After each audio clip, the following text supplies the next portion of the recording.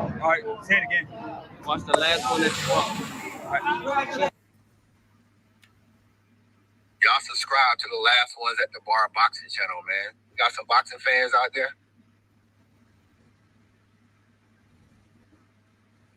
Hola, soy Jolie de Medellín y estás viendo las 4 de Bar, el mejor canal de boxeo. Dale me gusta y suscríbete. Y me puedes encontrar en Instagram como Jolie1026 Sánchez. Bye. Last Ones at the Bar. Exclusively talks about the sport of boxing.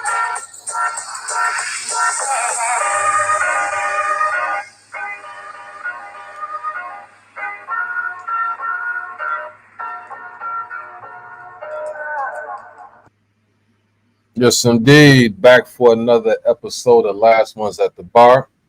As I always say, the baddest boxing podcast out. I want to shout out Dada over here for representing, and wearing the Last of the Ones or Last Ones at the Bar attire right there. And again, you can get that for yourself as well. You'll see a link to that. I'll put that information in the chat eventually. And so for me, welcome from sunny Phuket, Thailand. And as usual, I'm joined by my boy Lavelle Jackson. Lavelle, how we doing this great weekend, this great boxing weekend? I'm doing well, man. I see that background, and I know you living your best life and enjoying it. So salute to you. So I've been good. Things didn't go as planned for this weekend because of schedule and things getting crossed, but I was able to get a few things done that I needed to get done and still be able to fit in some exercise and get my mind right and my physical health right as I enter, the stage where I'll be 44 soon. So just trying to make sure that everything is right. I did have to unfortunately go to the dentist, which I hate. I mean, it went well, but I still just don't like the dentist. So other than that, everything is everything.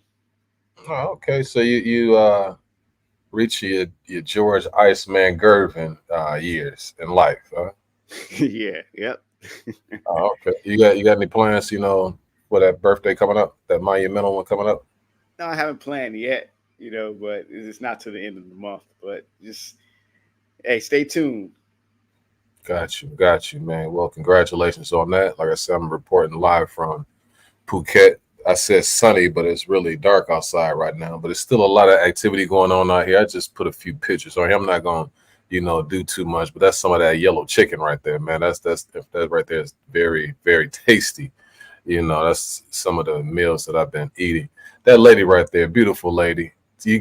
Vail. They got these dumpling, chicken, and shrimp that you can get, and it's probably like 99 cents, man. You get about 10 of them. Wow. 10 shrimp, 10 chicken, and so they come out looking like that. But I'm saying that's delicious.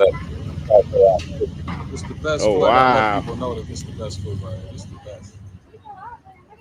Yeah, beautiful lady, man. Just a few things, man. Some of that fresh juice and all of that stuff, man. I'm not gonna go through too much because it's a lot of boxing that we have to discuss. Right.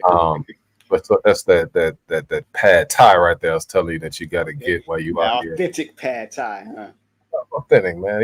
Some of the delicious things. I mean, you got to stay in shape. You said that you got to, so regardless when you're eating all of that, you got to make sure that you eating as well. And then also that's to get around a little bit. Like how DMX they used to ride those bikes. Oh, the four-wheelers. Four-wheelers, man. That's okay. That's a little bit of what's been going on. But I got a few things to get you revved up and warmed up. I know for me, we came on a little bit later because I was out on Bangla Road and I came back. So let me take a quick little nap before I get on. And I almost overslept. So the show is going to be on you today, to keep up the energy because it's going to take me a little bit of time to settle into this episode. I'm kind of like Israel Madrimov. You understand what I'm saying? Time to get going, okay? Again, make sure we'll talk it. Okay, we're going to talk, okay? I think the fellas know, if they come on and they know how to conduct themselves and, But again, shout out to the fellas if you do decide to come on, but just be mindful of the fact that we don't want to have too much strong language in this episode. But maybe this might be a throwaway episode because we want to get your feelings out today because that was a long, great fight card, but it was a long fight card. Yeah, I'm not gonna use any language, but I do agree with you on that. That card was very daunting, and man, whenever a main event doesn't start till like almost 1 o'clock, that telecast ends to almost 2 o'clock, and it's like, man, and I know I'm getting ahead of myself, but I just got to get it out that boxing does this to itself, man. Like when I used to go, I used to have a few friends that they were very much into MMA and UFC. So each month we would go to Buffalo Wild Wings and enjoy those fight cards. And I would drive all the way to from Detroit to Ann Arbor, which is probably about 45 minutes, 50 to 55 minutes, somewhere in that time frame. When I say UFC, they had the same pay-per-views. Their card was done before 12 o'clock. I was in the bed by 12:30, so boxing got to do better, man. Oh, okay, a little disappointed. It really didn't dawn on me because of the time difference, because the first fight started probably about 7 o'clock a.m. So it really didn't matter. That's the time I normally get up anyway, you know what I mean, or a little bit earlier. So it just, it wasn't that big of a thing. But I just imagine being up till about 2 o'clock, 1 or 2 o'clock, trying to see all of those fights that came on. They were great fights, but at the same time, that could have been like a 2-day thing, you know what I mean, or 2-event sort of thing. But anyway, like I said, I'm gonna get you into the episodes. I saw a lot going on, this week, and I was taking little pictures, and I said I'm going to throw these things on the slides that we're going to be discussing. And first and foremost, we're going to do a little hip hop topic of the day. What do you think about this matchup right here? Who's the better MC? Some people gonna be mad, but I'm gonna pick Redman in this one, for the simple fact, and that he can. Even though I think Andre 3000 is more, he's more thoughtful, thought out, and he can do more things than Redman. I think Redman consistently has carried his solo career, and he hasn't really disappointed me at any time. Now, lyrically, Andre 3000 doesn't disappoint me, but when it comes to, we've been waiting on his solo album for I don't know how long that he raps on, and it never came. And I get it, as an artist, you want to be at your best, and he just couldn't bring himself to do it. But Redman's already giving us these classes on his own, so that's why I choose Redman. No, I think that's if you're gonna choose Redman, that's the reason why to choose Redman, because he held a solo career down by himself. You know what I mean? And he had about 3-4 classics that he put out by himself. Andre 3000, whatever it is you think about The Love Below, you know what I'm saying? Like, I thought it was a great piece of work. But some of that wasn't actually rapping, you know what I'm saying? Some of those were songs and things of that nature, but just a solo artist holding it down by themselves. Now, Dre got a lot of verses that he put together that were classic. But as far as like putting together bodies of work, Redman was thought of as maybe the man, like I say, by himself, for an extended period of time. So I would have to go with Redman as well. Also, I got to go with Redman because he over there taking pictures with Ryan. Yes, I was saying, some a little biased against Andre. Bring Ryan Garcia in this, man. I thought we was gonna get through an episode without Ryan Garcia. he been on our radar every week. Okay. Listen, he's the one who put himself out there. You know what I'm saying? You see him each and every week. But I got one last hip hop question before we get off to the fight card. Fight card. So it's some other things to have on here, but I'm gonna bypass them because we'll be on here all day just talking about the fight card. You understand what I'm saying from yesterday? But this right here, if you have to go with one of these classics, which classic would you select right there? That's a tough one right there. It is, and each of these I've listened to, I've had. But if I had to choose one that I listen to more than all of these, it'll be Stillmatic. You're on fire today, man. I'm gonna keep the momentum going because you are hard in the paint, man. So let's go ahead and keep moving and grooving. Make sure if you don't hit that Cashapp, if you will. I was going to ask you these questions, but I think they silly. You understand? So I'm not even going to address those things. That would have been right. Tank would knock out a prime Sugar Shane Mosley. So let's not be silly, okay? Maybe so let's they go ain't ahead him and at highlight weight. But go ahead. let's not be silly, man. I'm gonna go ahead and move to the events from yesterday, man. Over there in the BMO Center out there in LA. You had that fight card that the Sheik wanted to see. And shout out to him, man. He's like really good for the sport of boxing as far as allowing us to see, very competitive fight cards and things like that are very reminiscent of Don King back in the day when he had fight cards that had just from top to bottom, really competitive fights. So let's go ahead and start off with Bud Crawford. Just like the title suggests, for one, do you think Bud Crawford was exposed yesterday? He won a close unanimous decision over Israel, the Dream Madrimov. I thought it was a really good fight. Some people were disappointed. I wasn't, because I thought that was high stakes chess right there that was being played last night. But what say you? What did you think? Yeah, you're right. In fights like this, that become a chess match, a lot of times us as boxing fans, we know what we're looking at, us who follow it more and not casuals. So, and I'm not saying that someone's wrong for not wanting more, but for me personally, when I watch a match like this, there's a lot of tension that you feel, and there's a lot of things that are happening, and you're like, okay, you can see the thought process playing out as if you're there. So this fight was a chess match that was just played on way too long.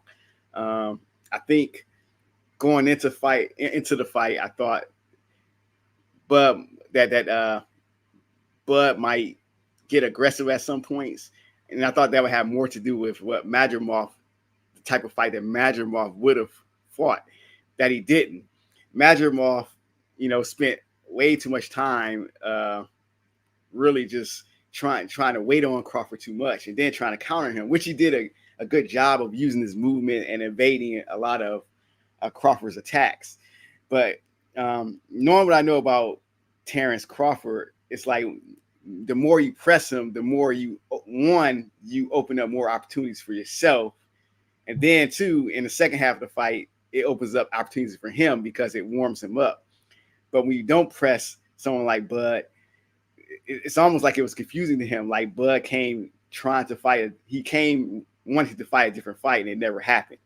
And plus, also, I think the weight might have had something to do with it too, considering that maybe Bud thought that his punches would have more effect. And we talking a 154-pounder who started at that weight. So when it didn't really happen, Crawford didn't use his legs as much as I thought he would, like what he did with Victor Postal. That didn't really happen. So I'm not going to say he was exposed. I do think that he's kind of peaked out as far as how high he's going to go in weight, to be honest. And I think he's going to have a lot of problems if he stay at like middleweight. But I'll have to see more about what Israel Madrimov does going forward. This is a very close fight. If it was a draw, I wouldn't have had too much issue with it because it was that much close. And I think Bud kind of sealed the deal in the last two rounds and trying to step it up.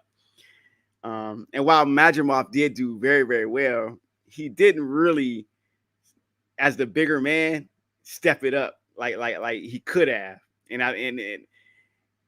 And maybe he felt a little bit of danger in terms of Crawford, but I think that it would have been more Crawford feeling that danger from him, which should have been happening. But, as you said, it was a good fight for us boxing fans to watch, a good chess match. It left more to be desired as far as action. And I kind of knew that by the midway into the fight that this wasn't going to get as dramatic as I thought. So, all right, hats off to those guys. Oh, I mean, you sound like disappointed, man. To me, I was more impressed with Bud in this fight than a lot of his fights. He was fighting against a dude who had an offbeat rhythm. He was Dmitry Pirog-ish in his, mastering the ability to just bounce. Like he had a certain bounce to him that like the fluidity of his rhythm was hard to catch a beat on. He was very physically strong. He had good power, and Bud was patient. I think Israel was patient. He wasn't putting himself in a situation where he'd get caught with something that he wasn't, that he didn't see that could really get him in trouble. And if he ever did get caught with something, he would come in and kind of fall into Crawford a little bit. And he was strong enough to, keep him at a place where he was comfortable. It was just, to me, it was just a good, solid fight. Two guys that if any mistake was going to be made, then it could have been a lot of trouble, for either guy. And both guys are undefeated.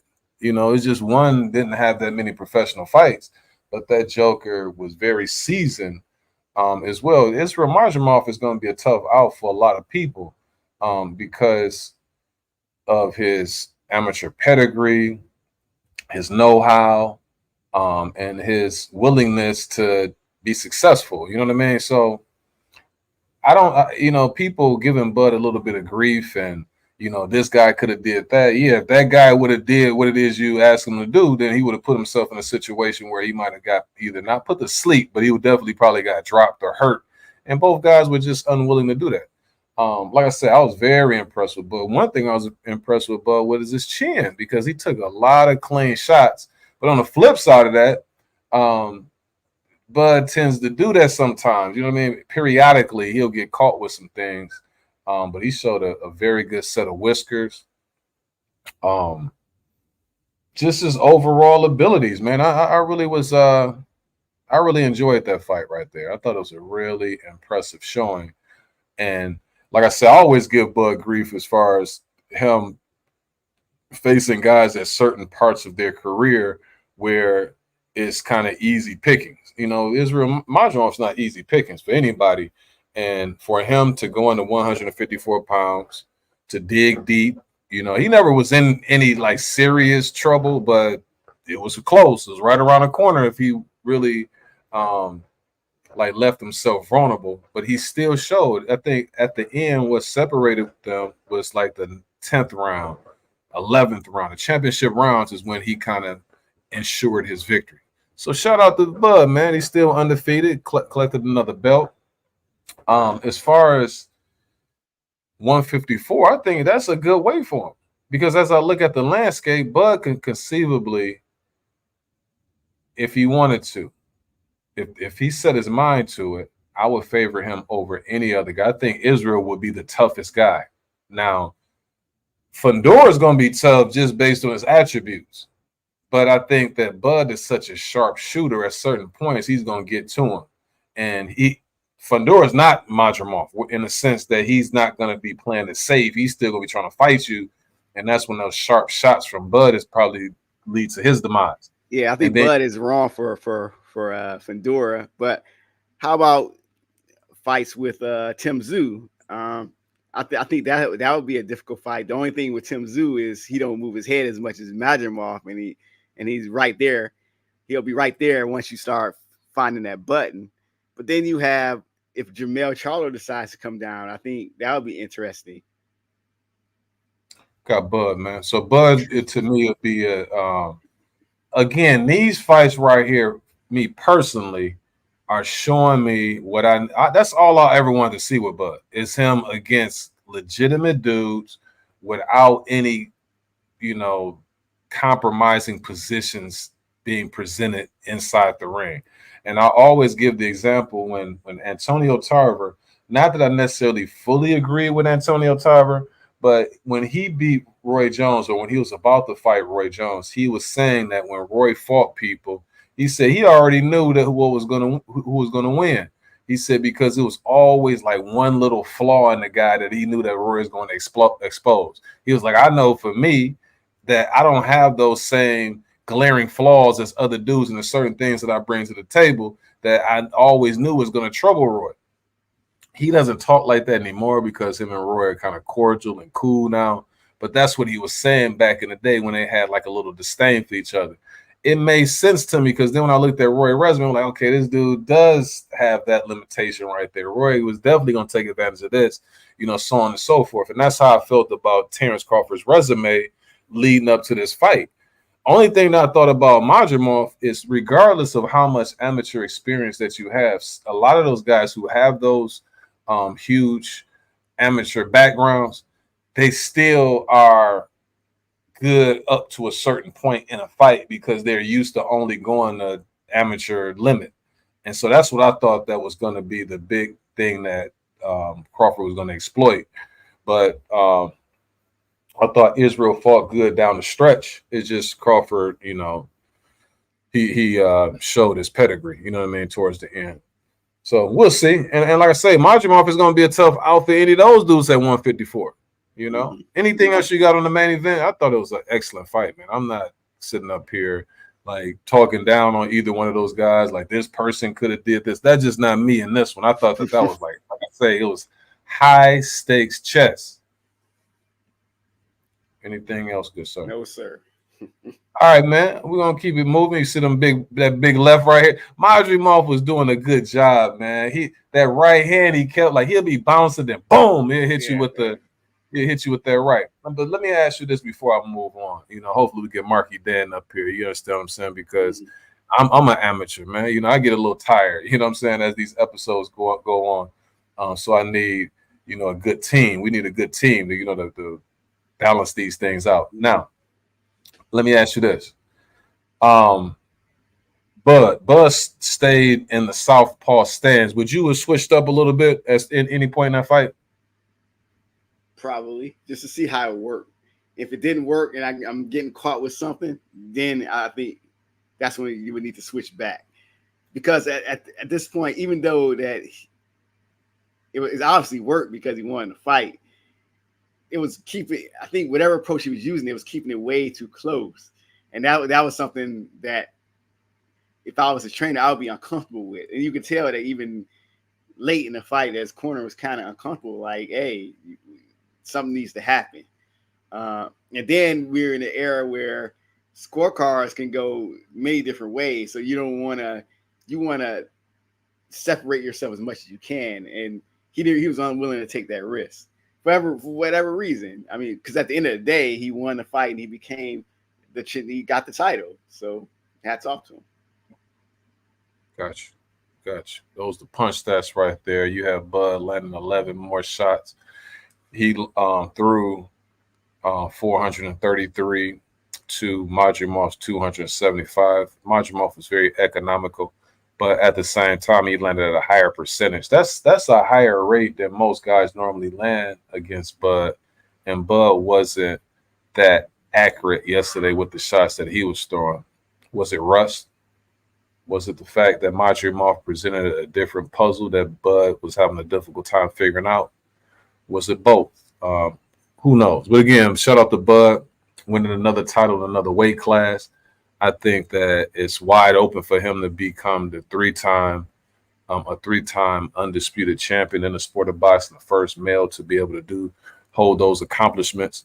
So again, man, great performance yesterday under those circumstances. Ryan Garcia, you can say Crawford's a bum, man. He ain't fought anybody that good, so. Ryan's it's just Ryan Garcia in the situation. Also on the undercard after or prior to, a weak performance by Eminem. You understand what I'm saying?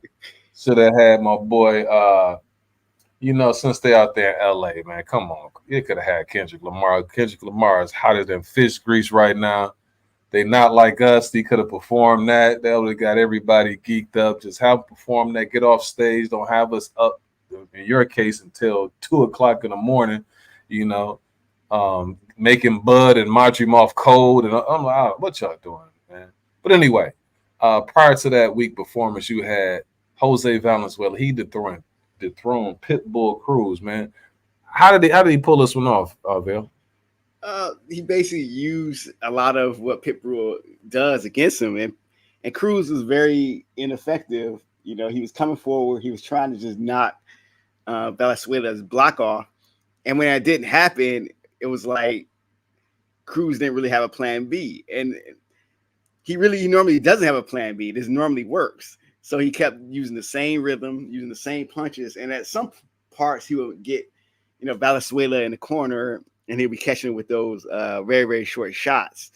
But other than that, Valenzuela did a good job of controlling the distance, controlling the ring at some point, and landing more shots on Cruz. And it's weird because what happened to Cruz is what I think. It's one of those things because Cruz is looked at as a puncher where he hits you, he hurts you, and he can get you out of there. And we seen what he did to Rolly Romero. But I think some of the same thing, even though they're different fighters, I think the same thing can apply to someone like Tank, who at some point when he's down in fights, there may come a time where he has to rely more on just his power, and that's what shows you a lot. And in this case with Isaac Cruz, when he couldn't really get Valenzuela out of there, he didn't have a plan B. He didn't really know what to do, and his corner was really like, we don't know what to do. It's almost like they kind of accepted the loss. I didn't see any type of urgency outside of what he was doing. It's not like he just tried harder. It's not like he really changed anything. So Valenzuela, he came to this fight. I think he was an underdog, but shout out to Tank's new opponent, because I believe that we'll see Gervonta Tank Davis versus Jose Valenzuela in November. Yeah. The things that I'll touch on regarding this fight. One, Valenzuela, he filled out really well at 140. It looks like that's his weight class. I looked at his feet, his legs. He just overall looked like a bigger man than Pitbull Cruz. It looked like two different weight classes. Secondly, on Pitbull's side, horrible matchup, with the attributes that basically you had Jose Valenzuela being the same guy as Cabrera, but with a little bit more know-how, a little bit more power, a little bit more abilities, and when I say abilities, I'm talking about the punch variation, being able to just keep that jab in your face, uppercuts, certain things that, can stymie, especially like a bull rusher like Pitbull Cruz. The other thing, Pitbull just doesn't have any other gear. Like, he just has one. He's a one-trick pony. And it was way glaring yesterday that that's all he has. Like, he doesn't have a plan B. He can't make any adjustments. And that left-hand stance, that southpaw stance, gives him fits because the shots that he wins, he's missing by a mile. And if you have somebody who can pepper him, keep a jab, that doesn't get uncomfortable, doesn't allow him to land some of those winging shots and things like that, he's always going to have trouble against that style. I thought it was a horrible matchup. If you saw the Cabrera fight, why would I put him in with another southpaw, tall southpaw that he has huge amounts of trouble with? I'm interested to see the guy he lost to prior to Tank. I wonder what attributes did he bring to the table, because, again, that style, I would never put Pitbull. I would keep Pitbull in fan-friendly fights that even if he's vulnerable on losing in a different way, like the way he lost yesterday, he just looked like he was amateurish. Now, as far as the fight, if Tank takes Valenzuela, which it all roads are leading to that, because that belt that they keep over there, the WBA belt, that's Tank's belt. You know what I'm saying? Because they had what's my man named Puello had it. Now, if they would have been messing around trying to get off in Puello, that might have been a mistake, because Puello is better than I think a lot of people think that he is. He poses a kind of a little bit more of a threat, although he's not somebody that you're going to be worried about as far as power. But keep this in mind. So Rolly had the belt, who's a Tank opponent that we already knew when Tank was going to face him that was just like a easy cakewalk. He loses to Pitbull. Now, you know how Danny feels about Pitbull. Bullethead. And just his overall abilities. Yeah, yeah. So And he him ducking beats Stevenson. he beats Rowley, another Tank. Like the only reason these guys are popular is because of Tank. Like what would if you take away Tank Davis off of these guys' resume, who have they really beaten? And they didn't beat Tank. They just performed a little bit better than you expected them to perform. And that's the only reason people say, well, Whatchcom's a good fighter. No, they basic dudes. If you see Pitbull yesterday, Pitbull was looking crazy. He was looking bad. You know, not no world champion quality type of fighter. So then you got Valenzuela, who lost to Shakur. You know, people give, him a bad rap, the De Los Santos lost, but he lost to De Los Santos. Who is he really beating outside of the dude that just gave Tank a little bit of trouble? And he's fighting another dude who gave Tank a little bit of trouble. That's their claim to fame. Then Tank is going to fight the dude that is popular because of the fact that he gave him a little bit of trouble. That's the only reason why these dudes are relevant. So it's just a cycle. It's like a triangle between the guys that Tank is willing to face, where give me Tank, give me somebody that is good on their own, based on their own credence, like something that they did where I can be like, okay, dude is good, without this triangle type thing that I got to keep having to accept. It's bogus to me, man. And hopefully, I agree. I totally agree. And that's the biggest argument is that, well, Tank don't need to fight him or whoever. You don't even have to apply a Tank. Well, this person doesn't need to fight that person because they beat this one person. And it's like, wait a minute, they beat one person. They didn't beat all these people in their weight class. So I think that's the issue, and that's the difference between this era and the eras of past. Like especially like even when you look at De La Hoya, Shane Mosley, Felix Trinidad, those guys. Just because one beat the other doesn't mean they will beat the third guy, and things will play out totally different than what we think they will play out. And that's specifically why fighters fight the fights. Yeah, I got on with shout out to my boy Ty. They did a live yesterday. We got to talking for an extended period of time. Shout out to Christian. We were having a conversation yesterday. And my only gripe is that's the reason why, another reason I don't give Canelo that big of a, like I don't bash him, because and really one side of me wants to side out with my guy, like, okay, I'm gonna ride out with keep it on code.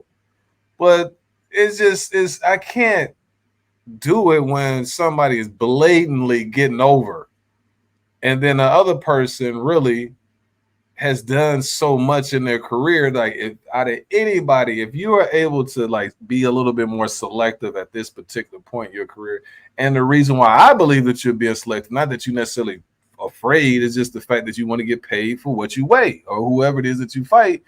That's, you got a scale of what you expect to get paid at this particular point in your career for certain challenges that people are presenting in front of you. Where you got one guy, I can look at about 10 dudes on his resume that the other guy has never even came close to facing. But you want more from me? Like, you telling me that I'm ducking this person when this person got one, like a person right there, like a Shakur Stevenson, that he don't even have to fight. Mm-hmm. So that's the frustrating thing. But again, it's not about Tank. Shout out to Valenzuela, man. He got him a belt. He got that old Tank Davis WBA 140-pound strap, and he's a good guy though. That's what I like about Jose Valenzuela. He seemed like a very good, legitimately good-hearted, guy. So anybody you want to be able to, get one of those belts and be a part of that fraternity of world champions, it's a guy like him. So shout out to him. I don't want to poo-poo on his huge accomplishment that he has for him and his family, Also on that card, man, you had Andy Ruiz, both of these dudes up in there, a little chubby, but big baby like he was in better shape. That's the best big baby I've seen, in a long time. It might be the best big baby I saw. I was very impressed with him yesterday.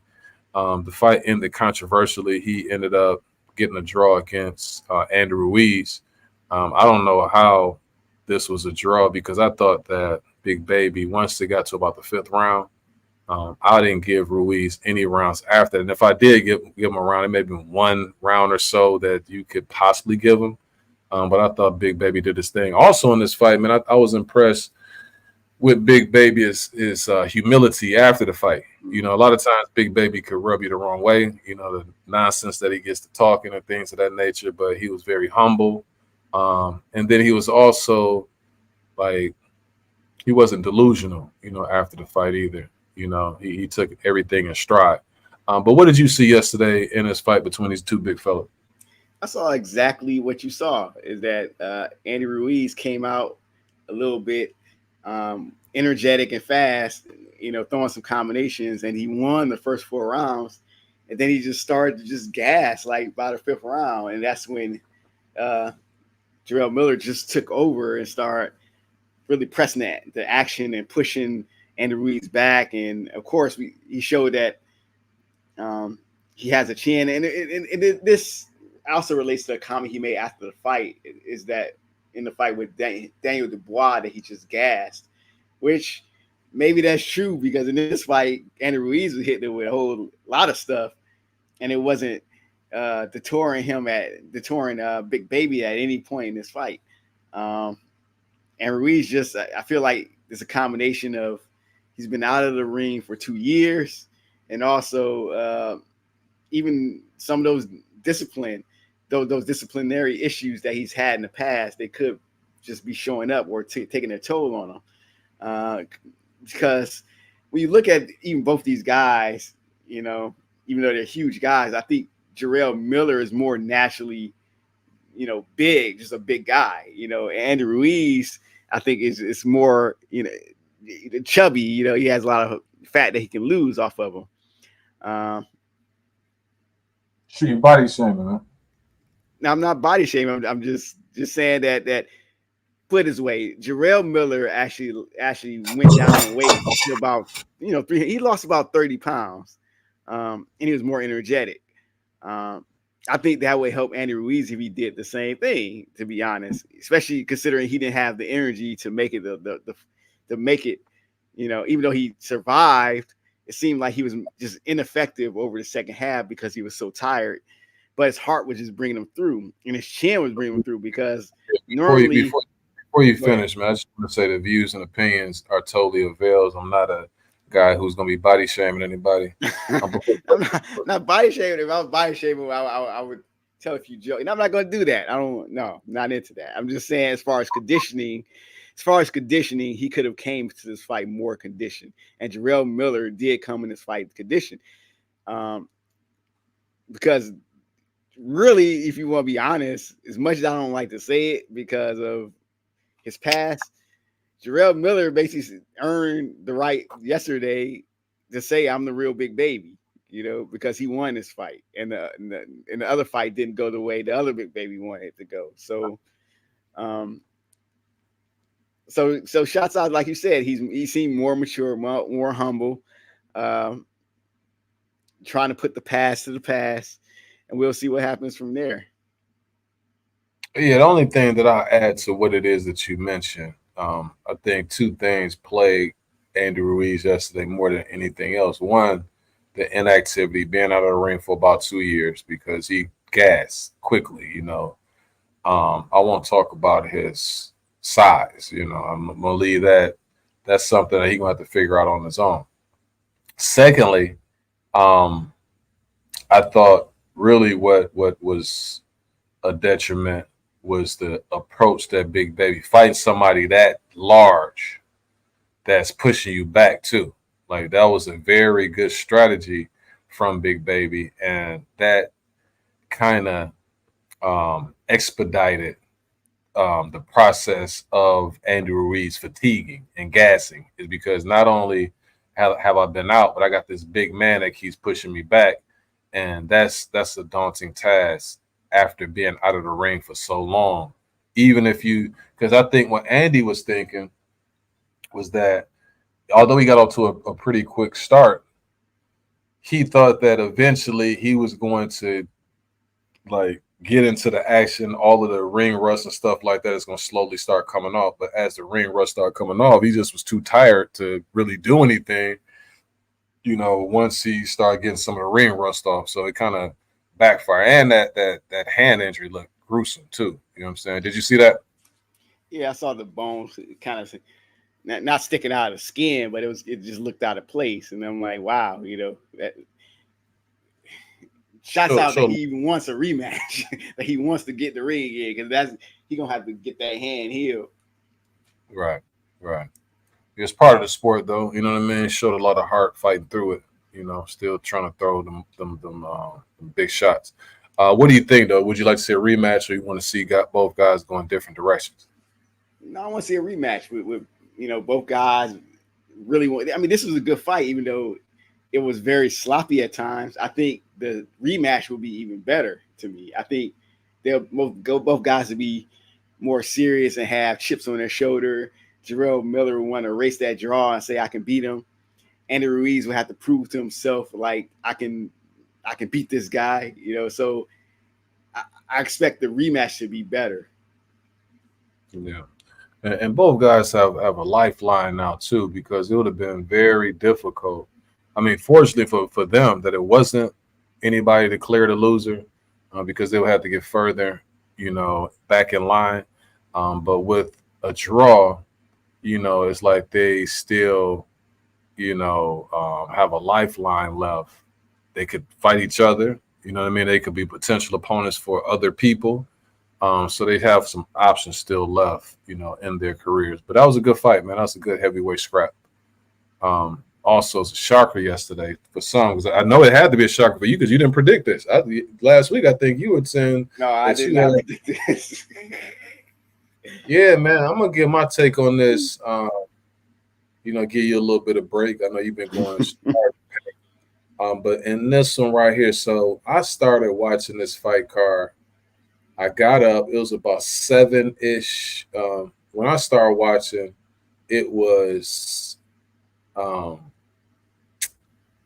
young man at 100, Morrell. Morrell was fighting, and I kept falling asleep on this fight. So I was, waking up. And I'm like, dang, this fight's still going on. So it was like the 8th round. Then the next thing I know, it's the 12th round. So once that was over with, I was good and ready to go. So then this fight was starting, and Big Baby came out, looking similar to how Big Baby always looked kind of confident. Going into the fight. Now, Bakole was extremely confident. And so once the fight started, Bakole, he just was so sure of himself inside the ring. And the first thing that I noticed how big he was over Big Baby. So Big Baby is moving around, doing what he normally does. But Bakole was just like, certain shots, I'm not even going to concern myself with trying to block. Like anything to the body, I'm not even do what it is that you want to do to my body. I don't care. Because I got these bolos that I'm be throwing at your head. When I say bolos, I'm just saying he's just throwing some bombs. So he was just winging. So I'm like, man, this dude is so calm and cool. He was like a big George Foreman inside the ring. Like a little bit faster, though. So I'm like, this is going to be interesting right here. The next thing I know, he let loose, hit Big Baby with, a big right hand, dropped him at the end of the first round. Okay, but Big Baby typically gets, a little bit maybe stunned, or he takes a big shot in the first round and he comes back. So Big Baby came back.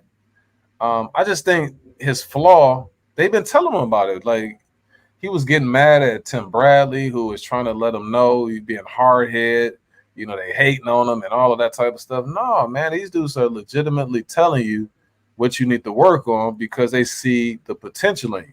I saw a lot yesterday with Big Baby. One thing I was impressed with was the fact that his willingness to keep coming back. Like, he never quit when he was outgunned. And so he had his moments. Second round, third round, a little bit of the fourth round.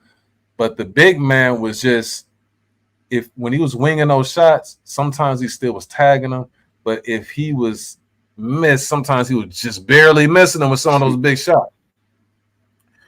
So Big Baby was still, I was impressed, man, because he was doing what he could do to try to change things, and he had his moments.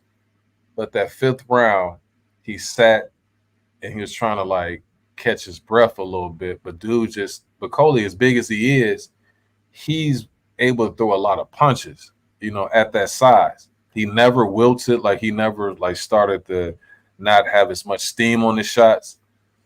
Fifth round, he hit him with a nice uppercut, and that was just like the beginning of the end. After he did that, he went in for the kill, and he got Big Baby out of there in the fifth round. Again, I was impressed with Big Baby's heart, the fact that he kept coming back. And there's certain glimpses that I saw that if he really, applies himself, he used this as a springboard to learn. I think that he can come back. He's still so young. It's just a matter of what it is that he wants to do. What I didn't like is his immaturity, man. Like in the, the interview afterwards. Yeah, this N-word and that, he might have still been a little bit of disoriented, but it's a level of immaturity that he has. If he matures, like I say, and he learns from this loss, I think he still could be a viable, opponent, a viable young American heavyweight. You know what I'm saying? It just depends on what he does from here. Bakole, he's going to be a tough out for these dudes, man. I was very impressed with the big man. I think a fight with him and Jelly Jong would be fireworks. You understand what I'm saying? Yeah. But we'll see, man. What did you see yesterday from the big man, Mark Bakole, and then also Jarrett? The last thing I say is this, Bill. When it was all said and done, you had a big baby against a big daddy. You understand what I'm saying? Yeah, this is, man. I knew it was an issue when Anderson hit Bakole, and Bakole didn't go anywhere. I mean, literally, his head didn't move. Like he was just, his eyes didn't even move off the target. And I was like, oh, this is gonna be interesting. Jared gonna have to hit him a lot in order to get his attention.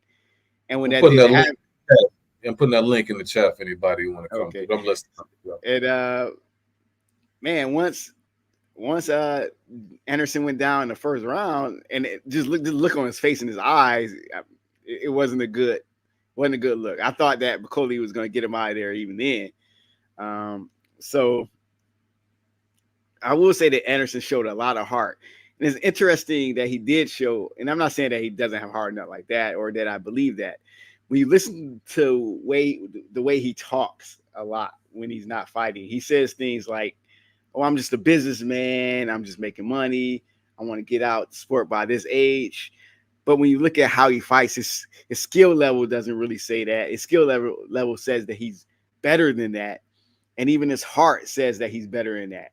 And I think if he decides in his own mind that he's fighting for more than money and wants to fight for pride and say, I'm actually want to prove that I'm better than these dudes, that I can win against a guy like Bakole, I think that would serve him better, changing his mindset than going in the direction he's been going. But shout out to Bakole. Like you said, he's going to be a problem going forward. He will have some interesting matchups. Certain people I would keep away from him, like that. I would keep, him, not him protecting him, but protecting them from him. I definitely wouldn't put Joe Joyce in there with him. But we'll see. So you over here, you come on, man. That's why I like Turkey a la Sheik, man. Don't listen to Bill. Put them dudes in there. So Derek Chisora gonna be against Bakole next. Listen, it doesn't make sense because I think Bakole's what should be. I don't think he needs anybody like that. I mean, he could take those guys on. I like the fact that he wants the Michael Hunter fight. I revisited that fight prior to this one, and he was giving it to Michael Hunter. He had a arm injury, and once his arm started hurting, he kind of fell off. He couldn't do certain things that he wanted to do, and eventually Michael Hunter, very similar because Michael Hunter's smaller than Big Baby, but he has some heart too, man, and he's stuck in there and was able to get that victory. But I don't think if Bakole wasn't injured, I don't think that would have been the case. But he does have some options out there. You got like the Parkers and people like that. There's some guys out there that can give him a run for his money. It's just you're gonna have to go through hell to beat Bakole, and you have to go through some traumatic, experience. But it's guys out there who can really get the job done. I just think that Big Baby, where he's at in his career and the flaws that he has, that they just didn't help him at all in that fight yesterday. But we'll see. Like I say, shout out to both guys. That was a good scrap right there. Very impressive, and it was definitely a shocker. The other fight on it, did you see Andy Cruz yesterday? No, I did not see that fight. No.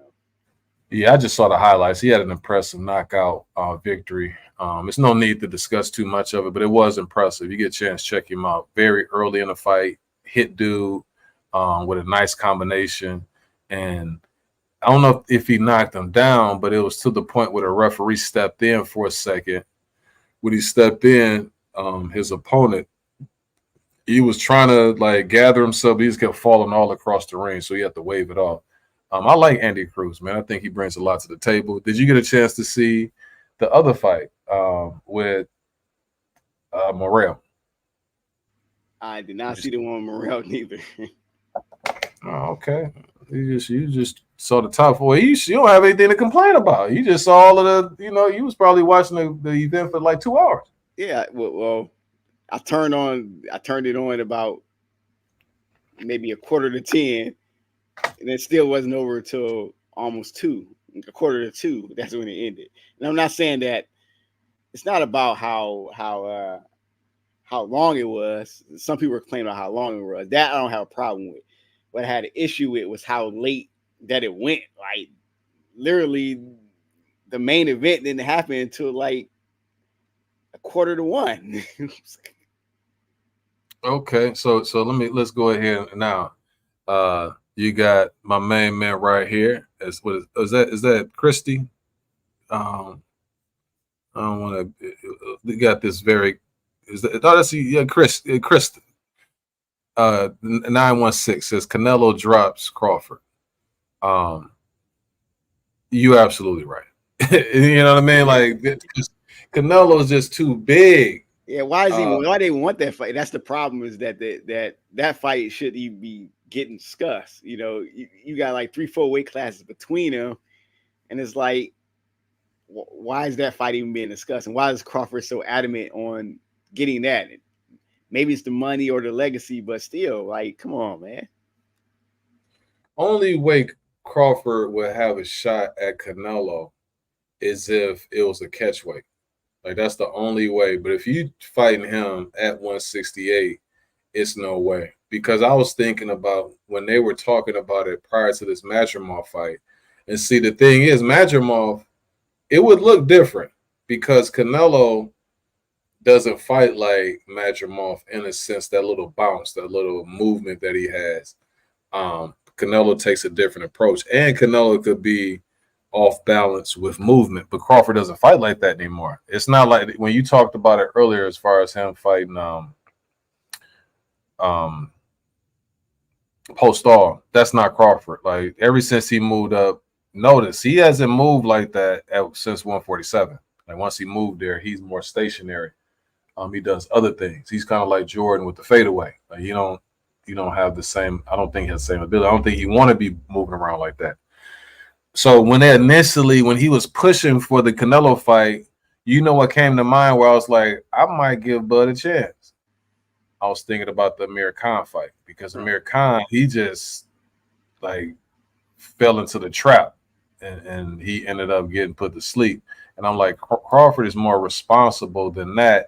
And if Amir Khan can give him some trouble, then I think that Crawford would be able to too. But again, Crawford doesn't. He's going to be there. And Crawford gets hit a little bit during his fights.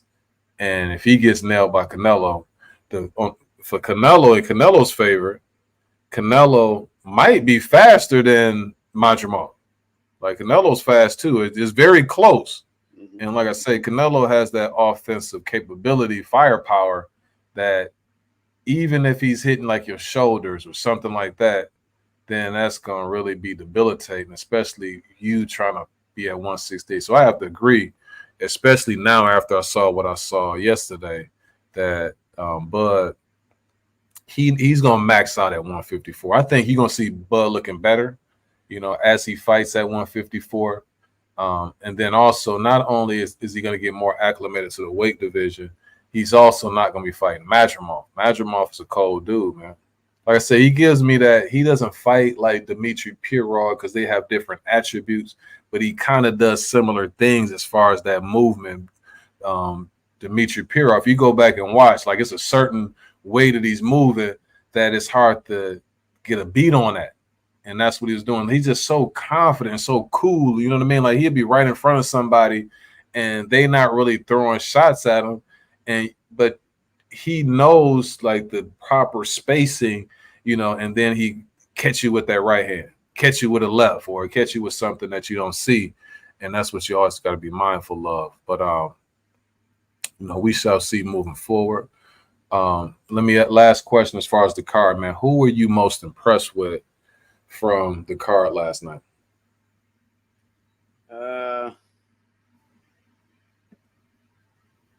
I would say Jarrell Miller, because I'll say because he had a lot that that he was up against. We've been very critical of him, consider his history with PEDs and him just continuously testing positive. So, given that he gets this is a clean fight for him, and really is a moral victory because let's be honest, I thought he won the fight even though it's a draw. I think he's slowly redeeming himself in the eyes of the public. So he probably has gained more than anybody on this card. Who was that? Jarrell Miller. Oh, okay. Yeah, I was looking at Chris. He's a real big baby now. He's the only big baby, But at the same time, that's not anything to be like proud of. You understand? Who want to be a big baby? But if it's like loser has to leave town, then then Jared has to leave town right now. You know what I'm saying? It's almost sunset, so it's time for him to mosey on out of the wild, wild west, so to speak. They were fighting in the West yesterday. I think for me, I was most impressed with the guy that you see there, Bakole. I had no idea that he was that skilled, that he brought those attributes to the table, that he's a real player at 147. I mean, at heavyweight. I had no idea. Rayo, I thought was impressive, very, very impressive yesterday. I didn't expect that. But I know, like my thing with Rayo, what I was more impressed with him was that he was able to stay patient throughout the whole fight. I thought his willingness to exchange was going to lead to his demise, but they coached him well. You know what I mean? He had a really good game plan. And then his attributes, I think in both cases, both guys just towered over their opponents. You know what I'm saying? Like they just was too big and too strong. But I've seen Rayo, some of the things that he's done before. I had never seen Bakole live. I saw some of the highlights, and I didn't think that he was, that good. And like I said, I was just most impressed with him. But Rayo's a close second, too. Madrimov is up there too. He didn't get the victory. That's very impressive for somebody with 10 fights, to go in there and go tooth and nail with perhaps the number one pound for pound fighter, definitely the number one pound for pound fighter of this era. So all of those fighters were impressive. Big Baby, the other Big Baby, him and Ruiz, who fought Ruiz, he was impressive. So he had a lot of people on there. I'm gonna tell you who else I was impressed with. But for being able to go to another weight class, fighting a guy with that type of style, bigger guy, and be able to get that victory, I was impressed with him as well. But very good card. Thank you, Sheik. Last thing I'm gonna say about this card, man. Turki Al-Sheik is very good for the sport of boxing. That fight that you see right there, you wouldn't have had that if the money wasn't right. So did you hear the conversation that he had with Big Baby to get him on the card? No, I didn't hear that. So what happened is he wanted to see this big baby right here. And so he asked me, so you want to get on the card? So Big Baby's like, yeah. So he didn't have to fight Bakole. Like the Turkey Al-Sheikh like asked him who did he want to fight. And so with the amount of money that he was giving him, he didn't really care. So he's like, would you fight Bakole? He's like, yeah, absolutely. It wasn't Tyrank wasn't gonna put him in there with no Bakole. No. So, like I say, shout out to him for putting that money, making it available for those guys. And that's why we're starting to see the fights those competitive fights. So again, Chris, if you still here, then come on, we'd like to hear your thoughts as well. All right, so I'm gonna keep it moving and grooving, man. So the predictions, we got a big fight coming up next week. This gonna say a lot. Before we get off into Vergil Ortiz matchup next week, what would you think about a Vergil Ortiz? Like, not even looking at next week's fight, but the prospects of him and Bud. Who would you like? Would you give Vergil a chance against Bud at 154? Yeah, I think he has a chance. It's just that I don't know as much about him on the top level. We've seen what he can do, but we haven't seen it on the level that Terrence Crawford is doing. Has done it up to this point. So I'll have to see more. So I would favor Bud in a fight like that. Like if Vergil Ortiz would have fought Boots early on and beat him, I would favor Vergil Ortiz all day. Oh wow. See, I think guys like Vergil Ortiz would be easier for Bud than a Madrimov, because Vergil Ortiz, to me, I think he has more skill than Pitbull Cruz, but I just think that he's more of a one-trick pony, and he's just gonna rev it up and go harder, to try to get his opponent out of there. Very good offensive. He has more weapons than Pitbull. I'm just saying, like the adjustments. Like I think Bud can adjust to somebody like that, and once he makes his adjustments, that he's going to be easier to hit too than Madrimov. So I would think that's what I'm saying. That's why I say Madrimov was the toughest puzzle to figure out of the other guys. The other guys are going to have they're going to bring certain things to the table that Madrimov may not, but at the same time, they're going to have vulnerabilities that Bud would be able to take advantage of more so than Madrimov. So I would, right now, it's too early for Vergil Ortiz to be trying to dip off in Bud. Bud is going to put them dudes in some predicaments that they not used to. And once you start tasting some of that leather from Bud, then, you're going to have to come up with some type of alternative game plan. I'm not sure if they have that in their artillery yet. Now, let's go ahead and get to it. You got, Bohachuk's first name. I have no clue what his first name is. I do know Serhii. Okay, Serhii is going to be facing against Vergil Ortiz out of Grand Prairie, Texas. Going into this fight, you got Vergil Ortiz, one of the very few guys in boxing that has as many knockouts as he has victories, also undefeated. One of two guys, him and the big man out of Russia, which is who's going to be facing Bivol, coming up. He's also undefeated with all KOs in his with all of his victories.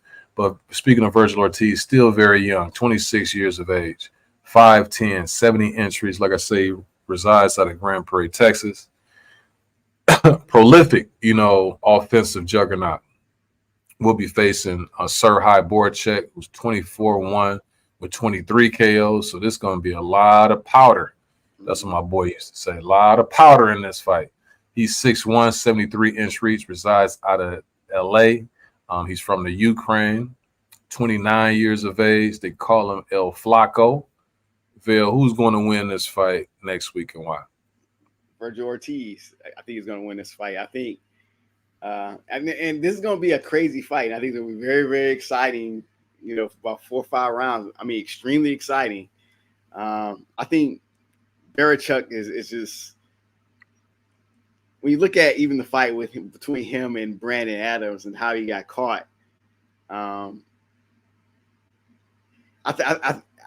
think I'll say this: Bohachuk's knockout ratio has more to do with his opponents than Vergil Ortiz, who I think Vergil Ortiz has more natural power, and I think Vergil Ortiz is still a threat on the top level. So when I look at him and Bohachuk, I think Bohachuk is too, even though he's aggressive, he comes forward, he throws shots too wide, and I think it's going to give Vergil Ortiz way too many chances to put the hurt on him. So I see this being a very, very exciting fight. I would not be surprised if Bohachuk hurts Ortiz, sometime in this fight. It hurts him more than once. But I think Ortiz is going to, push himself through, and I think he's going to get a stoppage in 6 rounds. Okay. I like a lot of things you say. You said a lot of quality stuff, with your response. Vergil Ortiz coming off the Thomas Delorme fight. Delorme has passed it. When you look at his resume, a lot to be left, a lot to be desired. But I think the fight that's really going to help him in this one is going to be the Kavaliauskas fight. Standing there in a pocket with such a sturdy guy is going to help him, like I say, in this fight. When I look at Bohachuk's resume, the Mendoza fight, that's the most impressive victory that he has. Outgunned him. I'm not sure when I looked at Mendoza, was he damaged goods from like the Zoo fight and some of the other fights that he had previously.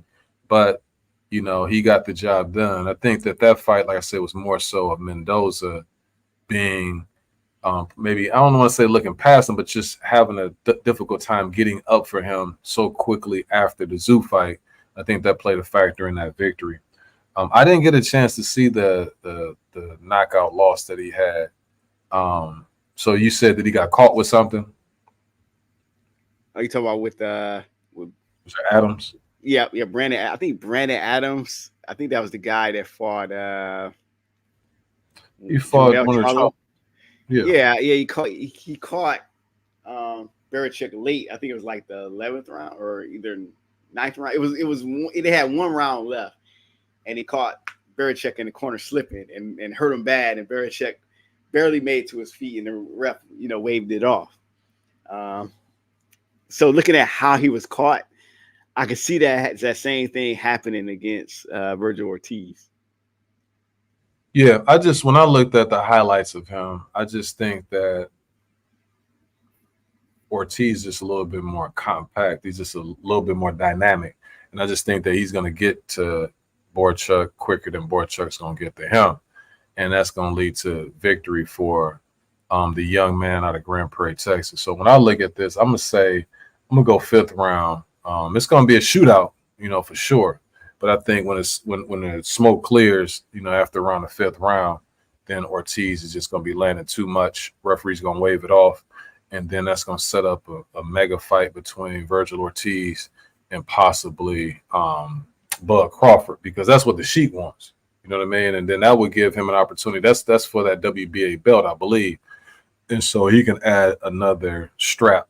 I think that's the goal that Bud is going to go, after deciding not to try to go to 168 after finding out how tough it is to fight those bigger guys. And Canelo's right now be off limits. Now, Canelo probably looking at this like he probably called the Sheik after the fight was over with. Like, you said, what? How much you going to pay me? Now you want that fight. You know what I'm saying? But we'll see. Canelo got a very tough task coming up against the always tough, Edgar Berlanga, in September. So we'll see. All right, man. Make sure you hit the like, subscribe button. We got some, that's very good, man, as far as that fight card is concerned. And then also previewing the fight that's going to come up next week. So it's been a lot of good boxing, and it's going to be a little bit more coming up next week. I look forward to that action that's going to take place with Vergil Ortiz headlining that card. Also in the boxing news, we got a lot, Val. So let me go ahead and get straight to it. Again, anybody that's listening, man, come on, man. We'd like to hear your thoughts. That was a big fight card. You know what I mean? If you just want to share your thoughts and, about what it is that you saw, who you thought was most impressive, any of those fights as well. We just discussed that right there. Like I say, very good, solid card. But Vergil Ortiz, that really would have been a good card if you had Ortiz and Zoo on there. Woo! Yeah. Now, Gervonta Davis, Tank Davis, the number one pound for pound fighter in the world, was set, as far as certain rumors, for him to face Shakur Stevenson. Before I get off into this, did you see Shakur and your boy Vergil get into it yesterday? Yeah, I did see that. I don't even know how Vasil even understood what he was saying, because Vasil's English isn't great. But I did see them go back and forth, and I don't know what they're talking about. But Vergil talking about he wanted let's fight now. I'm like, come on, Vergil, that's too much cap. But anyway, and so the negotiations it failed, and so what it's looking like is that you have. Well, I'm not even gonna get into that. So what do you think? In regards to this showdown not taking place. I mean, it's one of those fights that you know it's going to happen once it's signed on the dotted line and both fighters are in training camp. That's when, and even then it's not definite, but at least you know that this fight has a chance of happening. Them just saying it or negotiating with it, that doesn't really give me a lot of hope. And like I said before, Tank Davis is fighting Jose Valenzuela next. That's exactly what's going to happen. Gotcha. I got you. All right, we got somebody that came through. Truth be told, you there? Hey, what's happening, brother? What's going on, man? Oh, ain't nothing to it, man. We're enjoying that action that took place yesterday, man. How you doing? Oh, I'm good, brother. Yeah, man. It was a great night of boxing yesterday, man. A lot of the picks that I picked, they did come through. Like I knew Big Baby was gonna get knocked out by Martin Bakole. Knew that was coming, without a doubt, hands down, without a doubt, man. Knew it was coming. Okay. Yeah, knew that fight was coming. First of all, I didn't like how Big Baby came in 250 pounds. He needs to lighten up, in my opinion. He needs to be around 235, 240. And totally wrong game plan. Martin Bakole is one of those guys, he's not body beautiful, but he's got heavy hands and he's quick. He's fast. He'll sit there with those feet planted to the ground and he'll just chunk those hands at you, man. And everything he throws is quick, is fast, is sharp, and is heavy.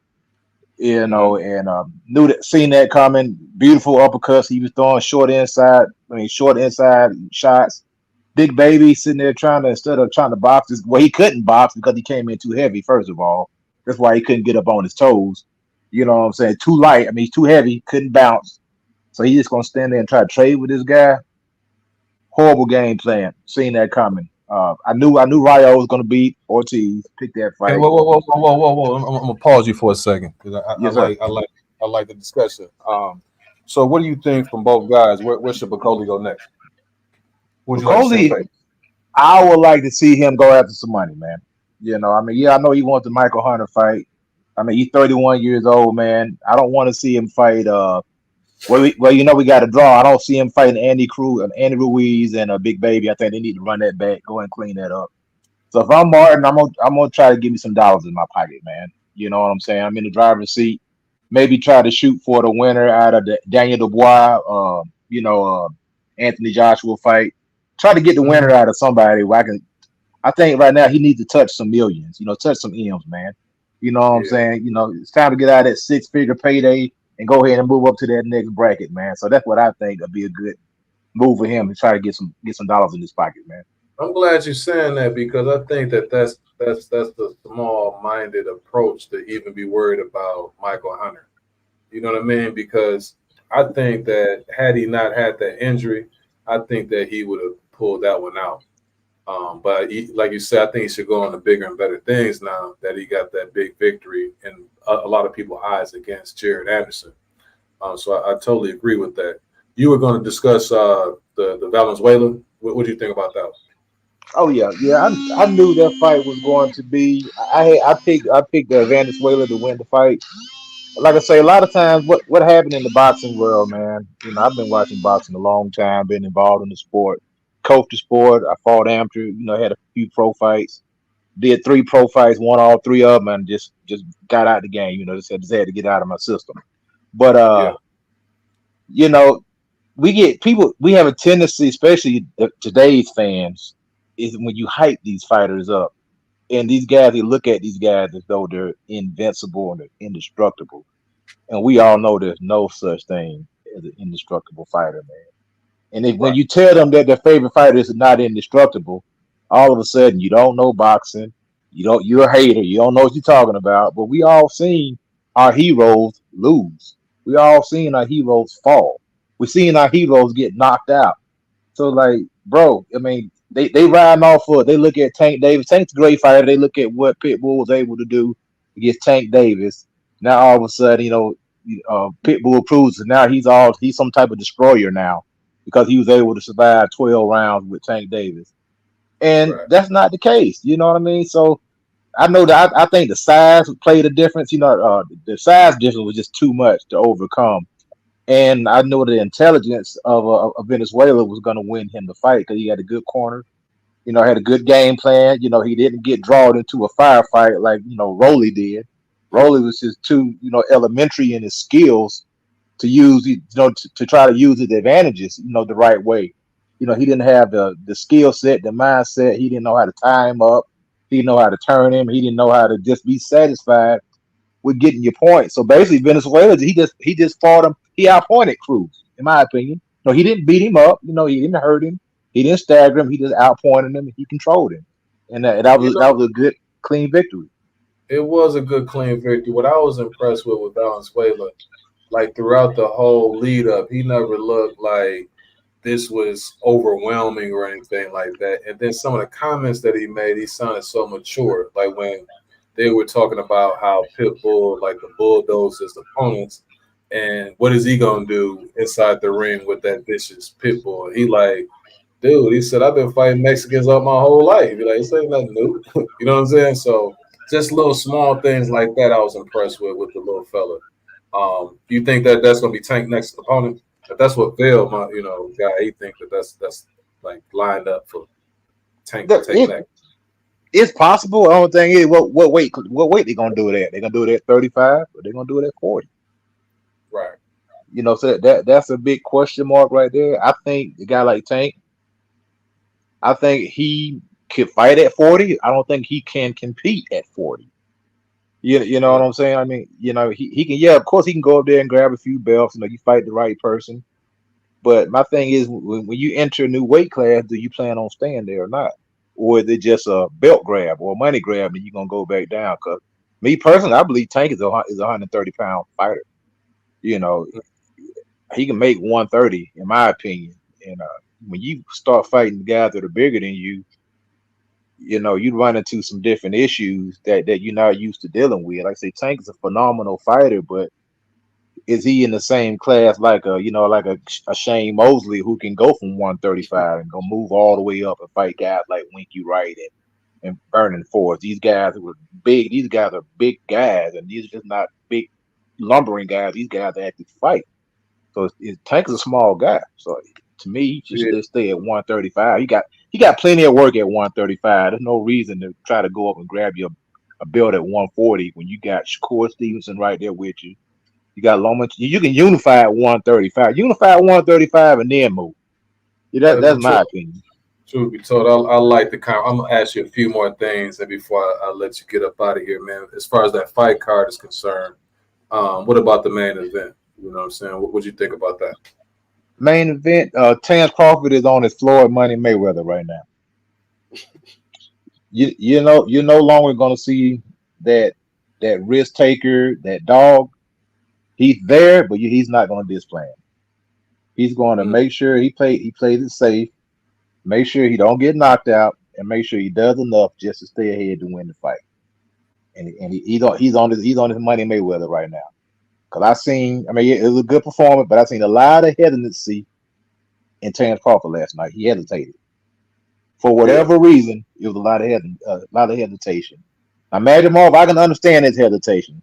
Being the younger guy, less experienced, and Terrence being as quick as he is, because Terrence, he's a master at setting you up. So Madrimov was having a hard time getting his offense off because he know if he would have got really, really offensive and let his hands go, he probably could have got hit with some nice counter shots. That's what Errol Spence's problem was. Errol Spence got too active. And he got too active. He showed his hand from the first round, and that's all. And that's all he needed. It was no element of surprise with Errol Spence. He got too active and he got knocked out. Madrimov kept that little element of suspense long enough to get the fight to a point in the fight where it could be competitive. Because if you really look at it, Madrimov really wasn't doing anything. And I'm gonna tell you another thing too. They wanted to rob Terence Crawford last night.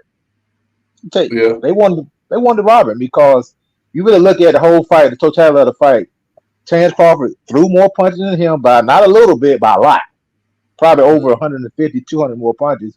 Outlanded him, and you see what the scorecards were. It was one round separating from a draw. So if he would have came out and had not been his activity, won him a lot of those rounds. When a lot of stuff wasn't going on, because Madrimov, he wasn't doing anything. First 3 or 4 rounds, he was just in there posturing, feigning, but he was getting credit for whatever reason. And when you elevate these fighters, when you hype these fighters up and build them into these supermen, and then when they don't deliver, that's when you get these rounds going to the other guy. Because most people felt like Terence Crawford should have dismantled this guy. And that's not what happened. That's what happened when people started praising names and stopped looking at it actually it's a fight. It's a guy that's standing across from you. They got 2 hands who's shooting bullets at you just like you shooting at him. And it's up to you to make him miss or not get hit with anything big. So that's the bad part about putting these guys on these high pedestals where they feel like they're indestructible and no one could beat them. And then it's like you almost get let down. It was almost like a let down performance. Yeah, it was a solid performance. He won, but it was like I was expecting more. Yeah. But we didn't get it. Yeah, man, I appreciate your perspective because you said something that I didn't think about, not in this fight, but the Errol Spence fight, when you said that there was no element of surprise. And that's something, especially when you're fighting somebody like Bud Crawford, that has to be prevalent in order for you to be successful. Because if he has a beat on you, then you're done. And going into that fight, not only did Spence, like he showed his hand early, he was showing his hand during the press conference when they were asking him what he's going to do. The same thing he said he was going to be doing is what he did when he entered the ring. And it's like it's easier to be prepared for somebody like that, especially for Bud Crawford. And Madrimov didn't really give him that satisfaction yesterday either. So that's a very good point. Last thing I'm going to ask you, good brother, man, and anytime you want to stop through, you're more than welcome again. You got to give a very good, excellent, knowledgeable breakdown on all of the different scenarios that we're discussing. But the last thing is, what did you think about the Ruiz and Miller? Man, that fight right there, you had 2 guys who were out of shape, man. you know what I'm saying? It was that type of fight. Ruiz, he started off good. I think he broke his hand in that fight. What it looks like, I'm not sure. No, he did. He started off good, but both of those, that was a war of attrition right there. Yeah, both guys, Big Baby, the fight was really there for him to take. But he didn't step on the gas because of his conditioning. And the same thing with Ruiz. The fight was up in the air, and it was just, to me, it was just a fight of conditioning. Both guys were hugging each other. Both of them came in overweight, and it showed. And at the end of the day, I think that's the right call. I mean, the fight was. It's hard to really say one guy really did anything to the other. If you look at the fight in the totality, now, I know you gotta score the fight round by round, but it's hard to score a fight round by round when you got guys sitting there just literally just laying on each other. And it's pop shotting each other, sneaking shots here and there. Somebody might put a shoe shine here, or throw a couple combinations. It's really not a whole lot to score. So how do you score a fight when the guy's activity is about the same? Both of them are basically doing the same thing to each other, laying on each other, trying to sneak a few shots here and there. And nobody really took that fight and grabbed it by the horns. And now you can argue that Big Baby was pressing the action because he did have Ruiz backing up. You can make that argument that he was pushing the fight, and I wouldn't have had put it like this. If Ruiz would have won the fight, I don't think he won the fight, but I'm okay with a draw. If it was a winner, I would say it had to be Miller. Mm-hmm. But a draw was fine. But I don't think Ruiz won that fight. But if that makes sense right there. Yeah, I hate, and we're gonna get you up out of here on this last one right here. As far as the fight card, first and foremost, do you like that? You know how you got all of those fights, because that could be a lot of boxing for some people. You know what I'm saying? Like in a course of a day, because that can take up a lot of your Saturday. Do you like fight cards like that, and how long like it lingered on a little bit, or do you like it? I appreciate my fair. I didn't want to cut your question off. I'm sorry. No. How you like those type of fight cards? Like some people complain. But to me, I'm a boxing fan, man. So I agree. I like it, man. I mean, me personally, if you're gonna do a card like that, then you have to have those type of fights on that card, man. You can't just have like a couple guys that nobody ever heard of and then just get to the main event. So to me, I'm cool with it because, like I said, I'm a boxing fan. So to me, it was a treat, to sit there and be able to watch boxing from 6 o'clock to 2 o'clock. I mean, because how often do you get a card like that, man? With most of the time you get these pay-per-view cards, you getting some mediocre, preliminary bouts. The co-main, it may be all right, may not, and then the main event is usually a foregone conclusion of what's going to happen. So there's really no intrigue. So it's really yesterday, man. It was a good card, man. Overall, but put it like this: most of those fights really could have been main events on regular boxing shows. They could have. If you really look at it, it could have been main event fights. So basically, you're getting a whole lot of main event fights on one night of boxing. And if you're a boxing fan, that's a beautiful thing. And not only that, it cuts these type of fight cuts out the ducking. Now we're getting meaningful fights. We're getting competitive fights instead of these foregone conclusions. And what this will do is this will pivot us and get us out of that Mayweather era where everybody has to be undefeated. Because when everybody wants to be undefeated, and this will get us out of that social media era, that meme era, where if you lose, you're gonna get memed. And that they only meme the fighters that they hate. Nobody's making memes of Jared, Big Baby Jared, Jared Anderson. Nobody's making memes of him. You know what I'm saying? It's the guys that people hate, and the ones that they're going to meme. So I just think it's good because we get back to fighting, man. It's a 50-50 state. Somebody's going to win. Somebody's going to lose, man. And if a guy loses, and goes out and gives a good account of himself and don't lay down, why not have him back? You know what I'm saying? Try to rebuild himself. That's a beautiful thing about boxing, man. Yeah. Yeah, no, I agree. Well, as far as Big Baby, the memes, they gonna come. They coming. Don't worry about that. It'll be sad though, but they'll come. Like Will and I talked about this many times. I didn't like the way that they did Errol Spence after his loss. I mean, this dude made the fight, then goes away. He got touched up, but it happens. It happens. It happens. You never see fighters in the 80s, which I love, when they get beat like that. Everybody clown them. Like you didn't have that back then. Yeah, man. Truth be told, you made my night, man. I like like people who got really interesting perspectives when it comes to sport of boxing. You seem like a hardcore boxing supporter. But I'm gonna get you out of this. This is the last thing I want to ask you, good brother, and that's who impressed you the most yesterday? Like out of all of the guys, out of all of the fights, like which fighter do you think was the most impressive? To me, the most impressive fighter, the fighter of the night goes to me is Martin Bakole, man. I mean, that's the guy that really impressed me, man. A guy that really just came and just really, it's kind of like he put Big Baby in its place. If that makes sense, man. It's like this guy, this guy is freaking huge, man. He's a mountain of a man, bro. And to me, like I say, the body beautiful. He don't have that. But what I know, what he does have, he has a nice, long, quick jab. It's quick, it's powerful. His right hands are powerful. He got a nice little. He throws arm punches. His arm punches are powerful. he's the type of guy that doesn't even have to really put his whole body into his shots, man. They'll get you out of there. He's really good at hitting you on the end of the punches, man.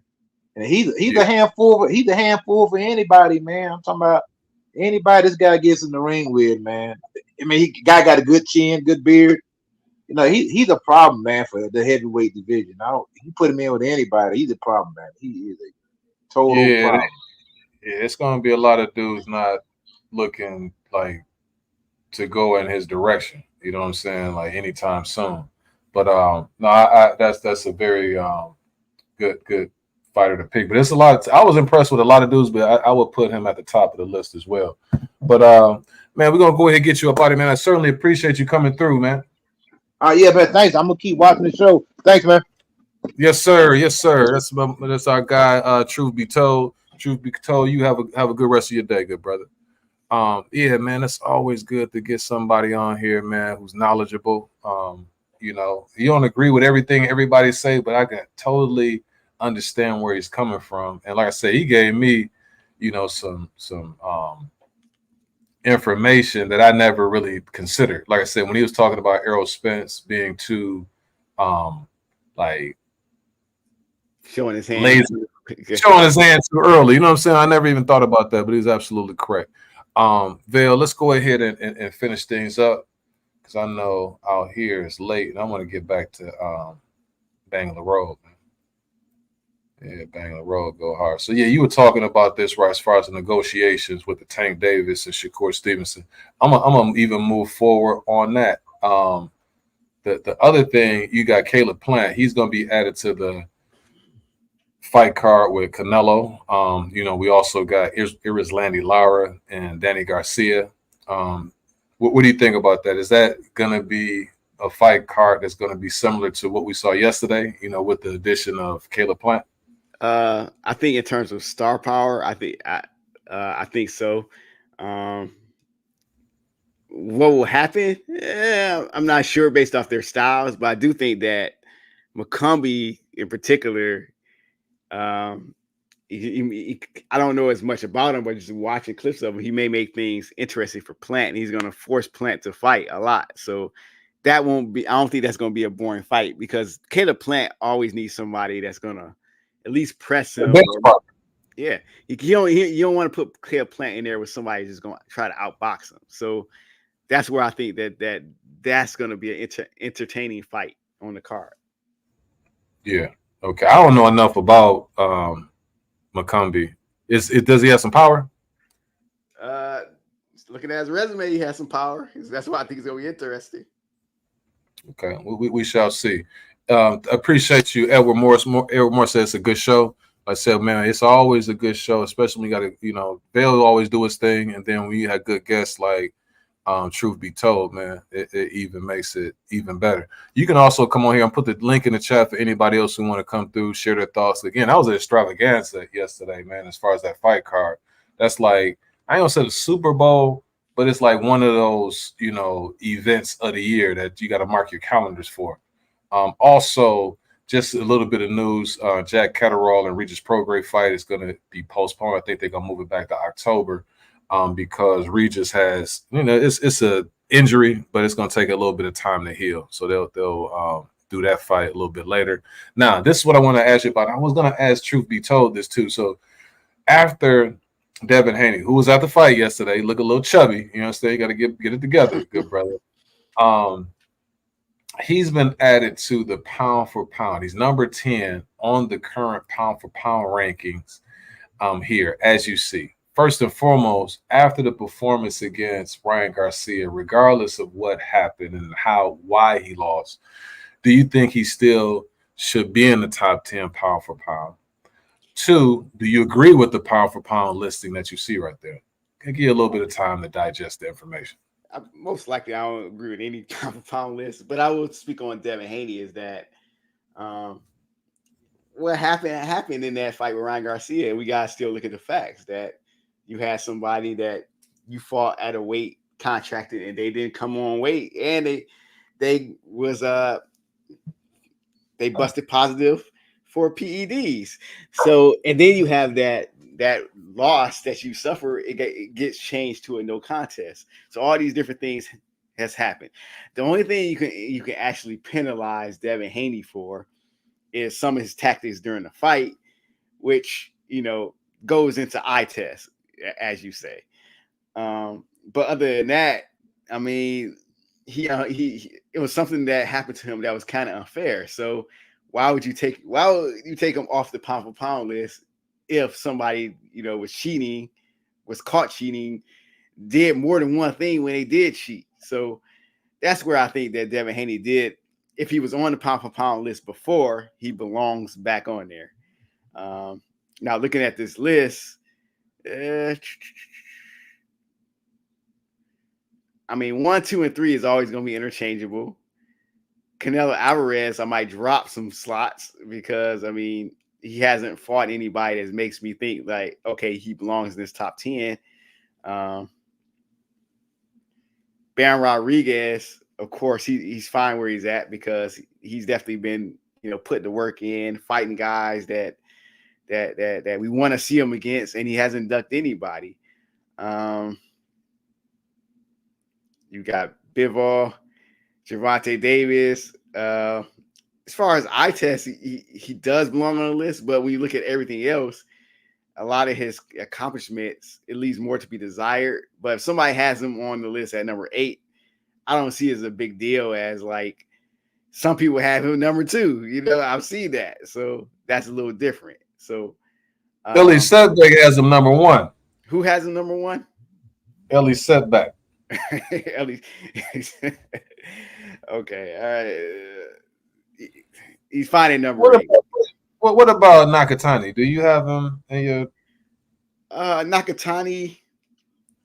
He's more eye test. Like I want to see more from him, and I think if he fights either Bam, not Bam, but or maybe Bam or the Monster, or he can what he can do is clean out his own weight class. I think he can belong on this list more.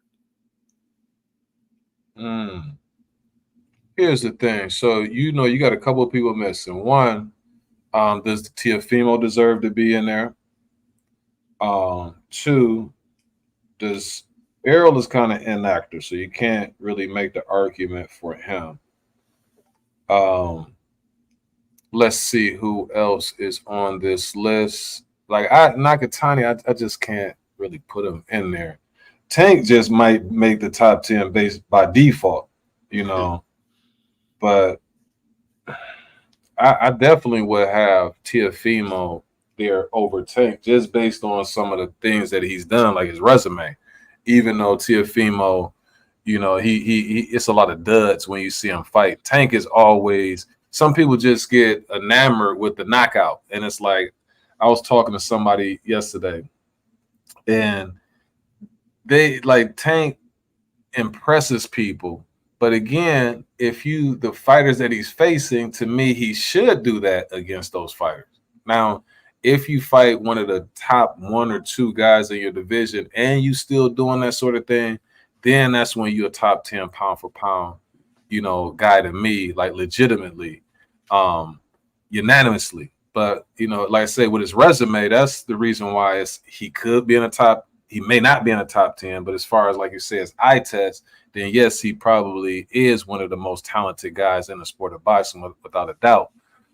So that's the thing. Now, as far as Devin Haney being in the top 10 pound for pound, it's like, he really didn't lose. And then also what happened in this fight wasn't like self-inflicted. It was something that somebody else did. And why punish him for the deeds of somebody else who was on performance-enhancing drugs? So I can still see him in the top 10 pound for pound. And he should be able to have that distinction. I would give him a year, to be able to be there, because what happened to him wasn't something that he did like self-inflicted wise. The last thing I got a question for you about, as far as the top 3, who do you have as your number 1 pound for pound fighter right now? I would say Alexander Usyk. don't know because I think 1, 2, and 3 are interchangeable, but I would have Alexander Usyk. You know, Ain't no interchangeable. Inoue is not. Inoue is third to me. To me, Inoue is third because you got to factor in his last fight.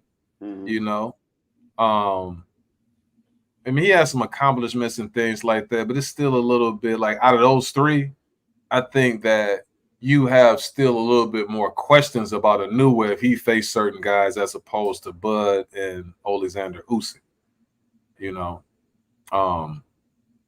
so yeah. I agree with as far as Usyk being number one, especially after his fight against Tyson Fury. You know what I'm saying? And then the work that he did at cruiserweight. You know, those are huge accomplishments, man. Let me go ahead and keep moving forward. You got Golden Boy, man. They're looking for a fight, and they're giving Ryan Garcia permission to fight an exhibition match. Now, Man, I saw him. Forget this clown, man. Forget this clown. You think they should be doing that though? No, man, no. And for Bernard Hopkins even being a picture dude, you was a proponent of living clean, man. And that's not what Pascal said. Pascal said he was dirty. That's what Pascal said. But no, man, no. There's so much wrong with that, man. There's so much wrong with it. So give me 2 reasons why they shouldn't let the man have a little exhibition. You know, that's number one. It's just a bad message to the sport that you can do something. It's not like he just did one thing in his accident. He did like a multitude of things, and this is basically sending a message as a promoter, as a leader in boxing, that is okay to do those things. And you're going to give him more money. You're going to give him money. I mean, he's being paid. So where's the punishment? You know, where's the punishment? Who is he going to fight in this expedition? What is going to be the drug testing protocol? Manny Pacquiao. So what? Ryan Garcia is going to be juiced up. He's going to beat up Manny Pacquiao. You know what? Maybe that's what needs to happen, right? Because if that's the case, did you see Manny Pacquiao in this exhibition fight? No, I did not. He looked like Larry Holmes. He was flabby and sick. He was fighting this dude who was like kickboxer type dude, and dude was putting them paws on Manny to a certain degree. Manny showed signs of Manny Pacquiao, but that's the worst I've seen Manny Pacquiao look, man. Flabby, sick Manny Pacquiao. Now, as far as them allowing him to have an exhibition fight, this dude, there's no consequences for his actions. So, and they're not being the voice of reason. They're not being somebody who's showing the proper way that you should handle this situation. So if you're going to allow this nonsense to take place and fester, then you should be held accountable. So let's say, for instance, he gets in the ring with Manny Pacquiao, no drug testing or anything like that, and he claims Manny Pacquiao's clock. Then it comes to find out that he was on performance-enhancing drugs. Do you think that how people view Ryan Garcia, if he did that to Manny, do you think that they'll still be like not really saying anything about him being on performance-enhancing drugs? Would they ignore it if it was Manny Pacquiao who it was done to? That's the question I have for you. Or would there be an uproar? Nobody needs to get seriously hurt for people to understand that there's something wrong with taking PEDs and participating in a combat sport. My question is, would there be more of an uproar if that happened to Manny Pacquiao as opposed to what happened to Devin Haney? If it happened, yes, it would, yes. I agree with what Devin Haney says. I'm not Muslim, but when he says that Allah is the perfect planner, whatever needs to happen in order for people to get a grip and get their minds right, then that's just what needs to happen. Because right now, the fact that what he did to Devin Haney and the fact that he gets away with it, and they are really actually encouraging this behavior, something has to give in order for all of the people that's involved to get a grip. You know what I'm saying? Like to really understand that they are doing more harm than doing good by allowing this stuff to take place, because you're really going to create more people who are willing to take performance enhancing drugs if you just, sweep this under the rug. So again, if it has to happen to a legend, if the legend wants to get in a ring with Ryan Garcia, who shouldn't even be getting in a ring with, if he decides to go ahead and do that, then he's putting himself in a situation where the same thing can happen to him. You know. Also, I don't know if you know, like on August 21st, man, you got a crossroads fight between Jarrett Hurd, Swift. He's the total opposite of Swift to me. He's kind of slow, but he's going to be taking on your former favorite fighter. The guy, That's not my favorite fighter. Yeah. The guy who has a glass body, and that's Jason Rosario.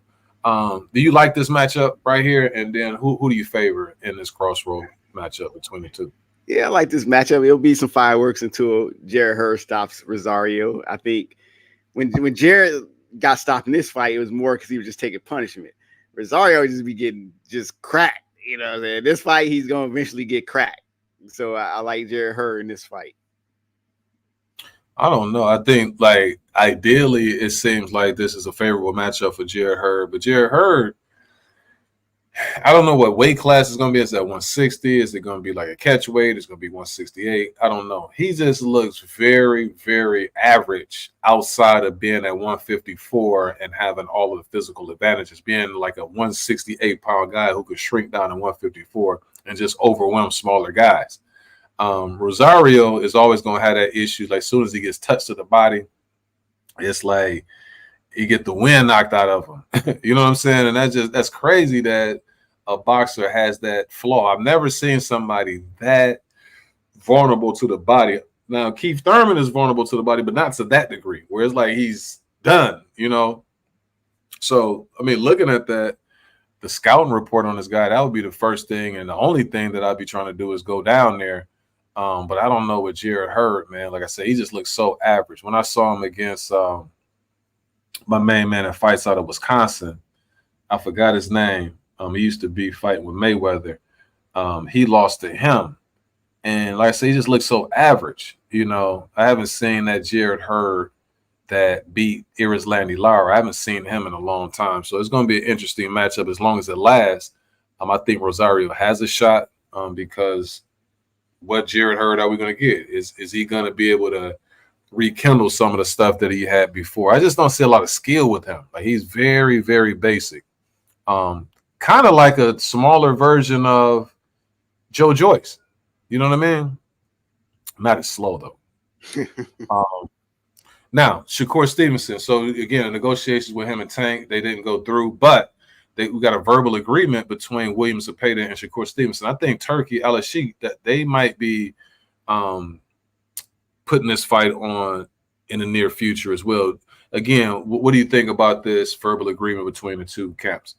Yeah, again, with verbal agreements, you only believe it. Well, the fights only happen when it's signed. Both guys in training camp, that's when I believe it's going to actually happen. But this is less, as far as them agreeing to fight, is less risky than Shakur and Tank agreeing to fight. So even though it's a high risk fight for both, I can see this happening easier than, you know, either of them versus Tank. So that's a good Tank sign. not fighting easy. Yeah, Tank's not fighting. That's what I said. So I think it's a good fight. Hopefully, both promoters and sides agree to it. You know, whoever promoter that Stevenson decides to go with, hopefully it happens. And it's a fight that both of them need. And if Stevenson wins impressively, then nobody can say anything about him. Speaking of that top 10 pound for pound, you think Stevenson should be in there? I think that's who should be. Now you mentioned it, yes, he should be in there. Mm-hmm. If Tank is going to be in there, I think Tank is beating better stars, but Stevenson has beaten better competition as far as on his level and in his weight class. So I think both guys have beaten. If you look at both guys' resume, I think that each guy would beat the guys on each other resume. You know what I'm saying? Like, it's not anybody on their resumes. Now, I think that Shakur has been campaigning for tougher fights. Like, he wants fights with certain guys that Tank, you don't hear him say he want to fight anybody. You know, But I see Shakur calling different guys out, his willingness to face somebody like Zepeda. The only thing, the chink in his armor when it comes to opponents is De Los Santos. Like, I don't hear Shakur saying that he wants to, to smoke again with De Los Santos. And to me, that's alarming to a certain degree. Like most guys who feel like nobody can mess with me, if I have a performance that you saying that I didn't look stellar in, or that guy, it was close. No, let's go ahead and run it back. He can't beat me. You know what I mean? Like, I'm gonna make it even easier.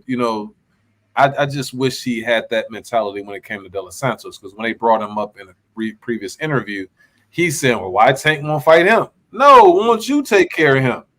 That's the only thing. But he's accomplished more than Tank. He's went after the top guns. Whatever you think about Oscar Valdez, he fought him. He fought another champion in his weight class who was like the other guy. So I've never seen Tank do that in any weight class that he campaigned at. The next guy that's up, or the guy who's supposed to be number one, you gun for him. Like, that's the difference.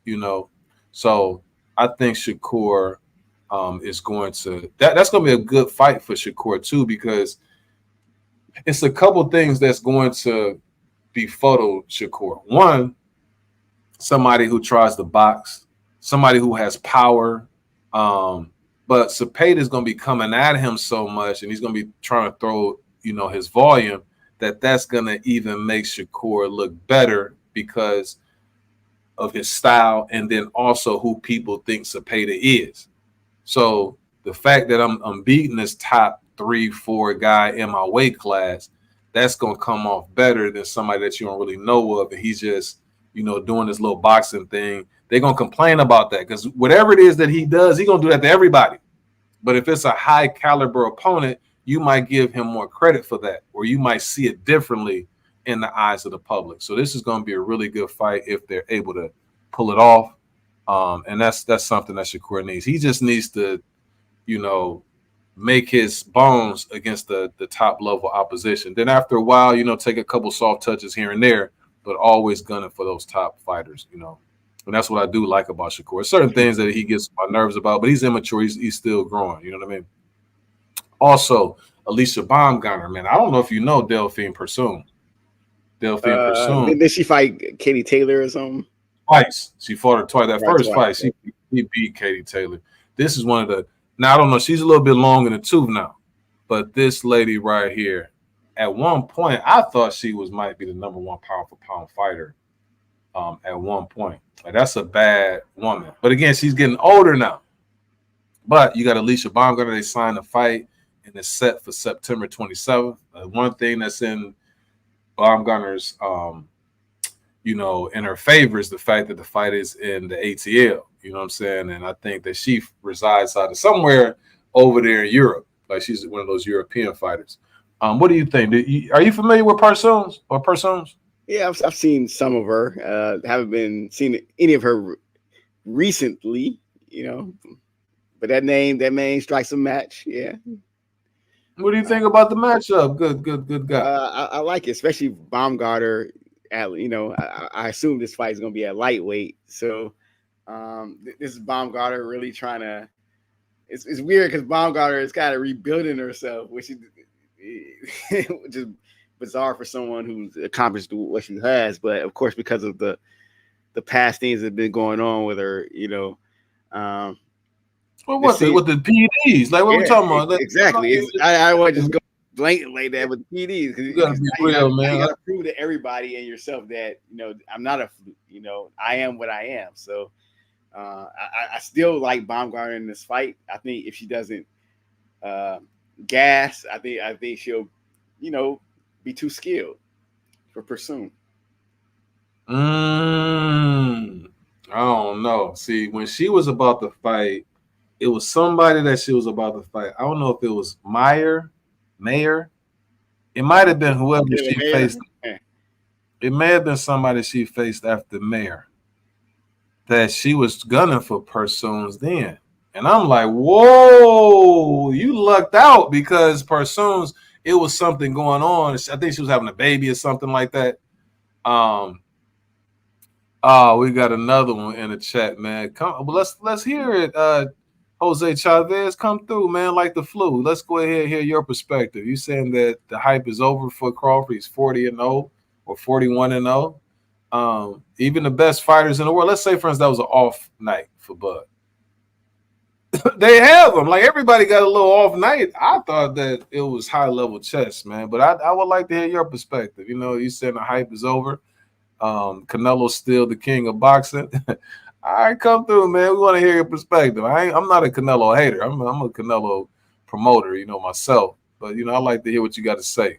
But this is going to be a tough fight right here. I'm telling you, like, regardless, however long in the tooth that she is, she's still got enough left in the tank where she's powerful. She can go for all 12. And so this is going to tell a lot about Alicia Baumgartner as far as, you know, was it the PEDs that helped, you know, her sustain what she was sustaining throughout the course of the fight? Because that was her glaring weakness, is that once mid-fight comes around, then she has a huge drop-off. In her last couple of performances, that wasn't the case, you know. And so we thought that she overcame that lack of stamina just based on her training and, you know, coming into her own. But was it the PEDs? We shall see. This is going to be a litmus test to find out, you know, where she is in her career. Is she the real deal? Do she deserve to wear the buffs that you see her, you know, that she has on right now? Or do she need to be wearing some dang on Ray-Bans? You understand what I'm saying? All right, now, nah, we know that's cap right there. Nah, we know that's cap right there. I think we at the end, Bill. You understand what I'm saying? I think we made it, man. Yes, sir. I think we made it to the end. Let me see if we got anything else on here. No, we don't, man. You know, let's go ahead and I'm gonna see. Let's go get the fellas an opportunity if Jose Chavez want to come on, man. I want to hear that this is La Raza. You understand what I'm saying? Don't get us in trouble, man. Nah, man, I want to, you know, I like different perspectives, man. You know, and shout out to our guy, man, for coming through. Truth be told, man, that was some real spill right there.